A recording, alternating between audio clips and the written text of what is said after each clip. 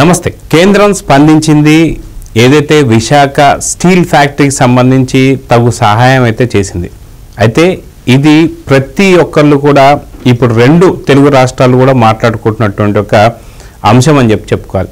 కానీ ఆ ఒక్క ఛానల్కి ఇది కనిపించదు, ఇంకొక పత్రికకి మాత్రం ఇది వినిపించదనే చెప్పుకోవాలి.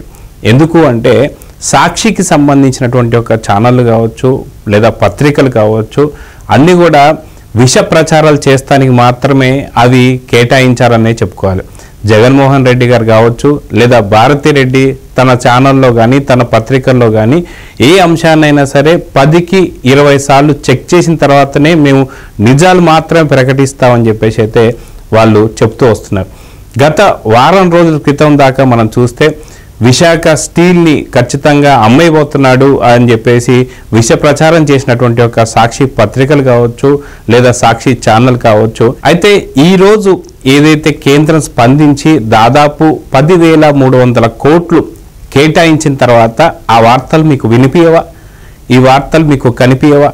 ఎందుకని మీ పత్రికల్లో కనీసం ప్రచురిస్తలేదు? ఎందుకని మీ ఛానల్లో దాని గురించి ఒక డిబేట్ ఎందుకు చేయడం లేదు? సో దీనికి సంబంధించి మీకు వార్తలు ఇవన్నీ కనిపించనేటువంటి ఒక పరిస్థితిలో ఉన్నప్పుడు మీరు ఇంకెందుకు ఛానళ్ళు పెట్టుకోవడం, ఎందుకు మీకు ఈ పత్రికలు అని చెప్పేసి అంటూ ఖచ్చితంగా ఏపీకి సంబంధించినటువంటి ప్రజలందరూ కూడా మాట్లాడుతూ వస్తున్నారు. ఇలాంటి సందర్భంలో ఏపీకి సంబంధించినటువంటి ఒక ప్రజలందరూ కూడా మాట్లాడుతూ ఖచ్చితంగా తగు వార్తలు ప్రకటిస్తున్నటువంటి యొక్క వార్తల్లో ఎంతవరకు నిజాలు ఉన్నాయని చెప్పేసి వాళ్ళు పూర్తిగా దాని మీద ఒక దృష్టి మాత్రం సాధించడం జరిగింది. ఏదైతే 2019 నుంచి 24 దాకా సాక్షికి సంబంధించినటువంటి ఒక సర్క్యులేషన్ పెంచుకోవడానికి కావచ్చు లేదా ఛానల్కి సంబంధించినటువంటి ఒక టీఆర్పీ రేటింగ్లు పెంచుకోవడానికి కావచ్చు, వీళ్ళు ప్రభుత్వం వీళ్ళ హయాంలో ఉన్నంత కాలం ఏదైతే పేపర్లు ప్రతి గవర్నమెంట్ ఆఫీస్కి సంబంధించి 1కి 10 పేపర్లు వేయడం కానీ లేదా వాలంటరీచే బలవంతంగా దీన్ని అమ్మించడం కానీ ఇవన్నీ మనం చూస్తూ వస్తున్నాం. దాదాపు 4 లక్షల సర్క్యులేషన్ పెంచుకున్నటువంటి ఒక సందర్భంలో మరి ఎందుకని నిజంగా మీ సాక్షి పత్రికల్లో ఖచ్చితంగా మంచి వార్తలే వేస్తున్నట్టుంటే హఠాత్తుగా 24 ఎన్నికలు కూటమి ప్రభుత్వం వచ్చిన తర్వాత 4 లక్షల సర్క్యులేషన్ ఎందుకు పడిపోయింది? ఇది నిజం కాదా? ఇది వాస్తవం కాదా అని చెప్పి ఏపీ ప్రజలు అయితే ఇప్పుడు అడుగుతున్నారు. దీనికి భారతిరెడ్డి గారు అయితే సమాధానం చెప్పాలి.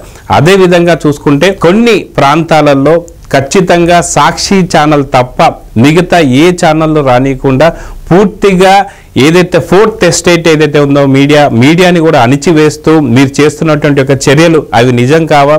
ఖచ్చితంగా ఏపీ ప్రజలు మిగతా ఛానల్ రావట్లేదని చెప్పి అడిగినటువంటి సందర్భాలు ఎక్కడా లేవా అంటే ఇప్పుడు ఏం చెప్తారు?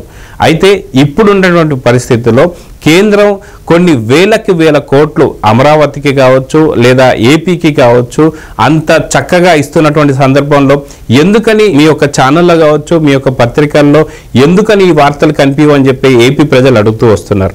అయితే విశాఖ స్టీలు ఏదైతే ఉందో విశాఖ హక్కు ఆంధ్రుల హక్కు అంటున్నటువంటి ఒక నినాదం ఏదైతే ఉందో దీనికి మంచి ఒక కేటాయించి కేంద్ర ప్రభుత్వం ఇచ్చినటువంటి యొక్క తగు సహాయాన్ని ఏదైతే మీరు ఎందుకని ప్రచురిస్తలేదని చెప్పేసి మాట్లాడుతున్నాను. డిబేట్లలో ఎల్లప్పటికీ కూడా జగన్మోహన్ రెడ్డి యొక్క అది చేశాడు ఇది చేశాడు అని చెప్పడమే కానీ చూపించినటువంటి ఒక దాఖలాలు ఎక్కడా లేవు. జగన్మోహన్ రెడ్డి ముద్దులకు సంబంధించినటువంటి ఒక వీడియోలు కావచ్చు లేదా పాదయాత్రకు సంబంధించిన కావచ్చు లేదా బ్యాక్ స్టోరీలు వేసుకుంటూ మీ యొక్క ఛానల్ నడుపుతూ వస్తున్నారు. ఏదైతే బ్లాక్ మనీ ఏదైతే ఉందో దీంతో నడుపుతున్నారని చెప్పేసి చాలా వరకు అదిగాక మీరు 2019 నుంచి 24 దాకా ఎన్ని కోట్లు వెచ్చించారు అని చెప్పేసి కూడా చాలా క్లియర్ కట్గా బయటపడిన తర్వాత కూడా ఇప్పటికీ సాక్షి ఛానల్లో ఎందుకని సరైనటువంటి ఒక నిజాలు ప్రచురిస్తలేదు అంటే భారతిరెడ్డి గారు ఏం సమాధానం చెప్తారు? అదేవిధంగా మనం చూసుకుంటూ వెళ్తే నిన్న జరిగినటువంటి ఒక స్టీల్ ప్లాంట్కి సంబంధించి 10,300 కోట్లు ఇచ్చినటువంటి ఒక సందర్భం కావచ్చు, దీనికి కేంద్రం నుంచి వచ్చిన సహాయం కావచ్చు, అదేవిధంగా చంద్రబాబు నాయుడు గారు చూపించిన చొరవ కావచ్చు, నిజంగా విశాఖ స్టీల్ ప్లాంట్లో జరుగుతున్నటువంటి ఒక ఎవరైతే పనిచేస్తున్న ఉద్యోగస్తులందరిలో కూడా చాలా పండగ వాతావరణం నెలకొనింది. అదేవిధంగా కేంద్ర ప్రభుత్వం కూడా చాలా కీలకంగా ఏపీకి జరిగినటువంటి ఒక ఏదైతే అన్యాయం ఏదైతే ఉందో అదిగాక గత 5 ఏళ్లలో జరిగినటువంటి ఒక విధ్వంసం ఏదైతే ఉందో దాదాపు 25 నుంచి 30 సంవత్సరాలు వెనక్కినటువంటి సంగతులు అన్నీ చూసి ఎందుకని 2019 నుంచి 24 దాకా కనీసం చిల్లి గవ్వ కూడా తీసుకురాలేనటువంటి యొక్క వైసీపీ ప్రభుత్వం ఇప్పుడు ఎందుకని కూటమి ప్రభుత్వానికి ఇంత ఇస్తున్నాయి అనేటువంటి ఒక అక్కసుతో వీళ్ళు ఎందుకని పత్రికల్లో కానీ వాళ్ళు రాస్తలేదని చెప్పేసి అయితే మనం చూస్తూ ఉండొచ్చు. ఇలాంటి పరిస్థితుల్లో డిబేట్ల మీద డిబేట్లు పెట్టి నిన్న మొన్నటి దాకా విశాఖ స్టీల్ని అమ్మేయబోతున్నారు అని చెప్పేసి మాట్లాడినటువంటి సాక్షి ఛానల్లో ఎందుకని నిన్న 10,300 కోట్లు వచ్చిన దాని గురించి మీరు ఎందుకు డిబేట్ పెట్టలేదని చెప్పి నిజంగా ఏపీ ప్రజలు అడుగుతూ వస్తున్నారు. అయితే నిన్న 10,300 కోట్లు కేంద్ర ప్రభుత్వం సహాయం చేసిన తర్వాత దీన్ని వక్రీకరిస్తూ ఈ యొక్క వార్తను బయటికి రాకుండా ఉండడానికి మళ్ళీ విష ప్రచారం చేస్తూ తిరుమలకు సంబంధించినటువంటి ఒక స్టాంపీడ్ ఏదైతే ఉందో, తొక్కిసలాట ఏదైతే ఉందో దాంట్లో ఖచ్చితంగా కీలక పాత్ర చంద్రబాబు నాయుడు గారిదే, లేదా బిఆర్ నాయుడు గారిదే, లేదా అక్కడ ఉన్నటువంటి యొక్క అధికారులదే అంటూ మళ్ళీ ఎందుకని ఆ యొక్క పాత గాయాన్ని తీసి తవ్వుతున్నారు అంటే ఖచ్చితంగా మీరు వక్రీకరిస్తున్నారా లేదా, ఖచ్చితంగా టాపిక్ని డైవర్ట్ చేస్తున్నారా లేదా అనే దాని మీద అందరికీ అర్థమవుతున్న పరిస్థితి. కనీసం సాక్షి ఛానల్లో కానీ సాక్షి పత్రికను కానీ చదివే వాళ్ళు లేరు, చూసే వాళ్ళు లేరు అని చెప్పి మీకు అర్థమవుతున్నా సరే ఎందుకని మీరు ఇంకా ఛానల్ నడిపిస్తున్నారంటే ఖచ్చితంగా మీ వెనకున్నటువంటి ఒక వేల కోట్లు కావచ్చు, లక్ష కోట్లు అని చెప్పి ఏపీ ప్రజలందరూ కూడా అనుకుంటూ వస్తున్నారు. కనీసం మీరు డిబేట్ పెడితే మినిమం ఒక 300 నుంచి 400 వాచింగ్ కూడా లేనటువంటి ఒక పరిస్థితుల్లో ఛానల్ని ఇన్ని సంవత్సరాల పాటు ఎలా నెట్టుకొస్తున్నారు అంటే ఖచ్చితంగా దాని వెనక ఏం జరుగుతుంది అనేది ఖచ్చితంగా భారతిరెడ్డి గారికి కావచ్చు, జగన్మోహన్ రెడ్డి గారికి కావచ్చు అందరికీ తెలిసినటువంటి ప్రాంతం. ఇప్పటికైనా సరే సాక్షికి సంబంధించినంత వరకు ఎవరు కూడా దాన్ని కొనే వాళ్ళు లేరు. కొంత సామాజిక వర్గం సంబంధించి ఏదో వాళ్ళ బలం చూపించుకోవడం దాని మీద ఇంకా ఎక్కువ ఖర్చు పెట్టి దాన్ని ఏదో మెయింటైన్ చేస్తున్నారనే తప్ప ఎక్కడ కూడా దీనికి సంబంధించి ఎక్కడ ఒక మంచి పేరైతే లేదని అయితే అందరికీ అర్థమవుతున్నటువంటి సిచ్యువేషన్. కాకపోతే ఏపీ ప్రజలు కోరుకుంటుంది ఏంటి అంటే ఇప్పటికైనా సరే జగన్ అండ్ భారతి మారాలి, ఛానళ్లలో మార్పు రావాలి, నిజాలు ప్రకటించాలి, వాస్తవాలు రాయాలి అని చెప్పి కూటమి ప్రభుత్వం వచ్చిన తర్వాత నుంచి కొన్ని లక్షల కోట్లు ఏదైతే ఉందో పెట్టుబడులు రావడం కావచ్చు ఇవన్నీ మనం చూస్తూనే ఉన్నాం.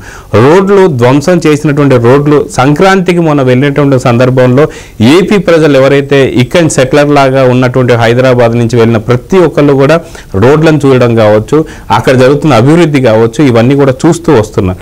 ఇప్పుడు సంక్రాంతికి పండుగ అయిపోయిన తర్వాత అసలైన ఆంధ్రప్రదేశ్ ఎలా ఉండబోతుంది, 2029కి ఎలాగా పూర్తిగా స్వర్ణాంధ్రప్రదేశ్గా మారబోతుంది అనేది ఏదైతే ఉందో ఇక్కడి నుంచి వెళ్ళినటువంటి సెటిలర్లు కావచ్చు, తెలంగాణ ప్రాంతాలు కావచ్చు, బెంగళూరు కావచ్చు, చెన్నై కావచ్చు, మిగతా ప్రాంతాల నుంచి వచ్చినటువంటి యొక్క అదే విదేశాల నుంచి వచ్చినటువంటి యొక్క వారందరూ కూడా ఖచ్చితంగా ఏపీని ఎలా చూడాలనుకుంటున్నారో అలా చూపిపోతున్నారు. 2029కి ఇది పూర్తి స్థాయిలో కనిపిపోతుందని చెప్పేసి అయితే అర్థమవుతుంది. అయితే ఇలాంటి తరుణంలో నిజంగా ఏపీ ఎలా ఉండబోతుంది అనేది 2029కి అందరూ కూడా ఊహించేసుకుంటున్నారు.